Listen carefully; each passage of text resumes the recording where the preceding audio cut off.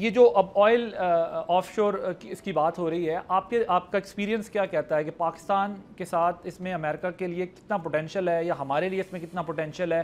क्योंकि इससे पहले तो हम अपने हमारा फोकस यही रहा कि वो जो हमारा रीजनल वो स्ट्रेटेजिक डेप्थ होती थी और दूसरी चीज़ें होती थी। सो अब हमने कोई लॉन्ग टर्म यकीनन सोचा होगा, क्योंकि we have paid a price of that strategy what we have made earlier. लेकिन आप समझते हैं कि ये जो इस वक्त अमेरिका का जहाँ से स्टार्ट हुआ है पाकिस्तान के साथ ट्रेड के मामले में, इसमें पोटेंशियल है और दोनों कंट्रीज़ के लिए बेनिफिशियल है?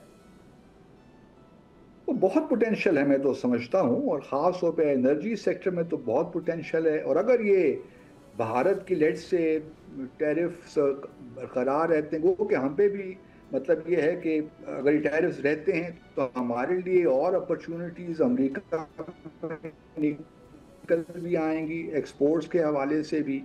तो पोटेंशियल तो बहुत है, और मैं उम्मीद करता हूं और हम सब ये उम्मीद करते हैं कि इस पोटेंशियल को हम रियलाइज करेंगे, क्योंकि एक दफ़ा अगर इन्वेस्टमेंट आ जाती है तो फिर वो जो मल्टीनेशनल्स हैं, वो कंपनीज, वो ऑटोमेटिकली आपकी लॉबी बन जाती हैं उस मुल्क में। और ख़ास तौर पे अमेरिका जैसे मुल्क में तो हमारे लिए बहुत अशद ज़रूरत है कि हम बहुत सी वहाँ से इन्वेस्टर्स लेकर आएँ।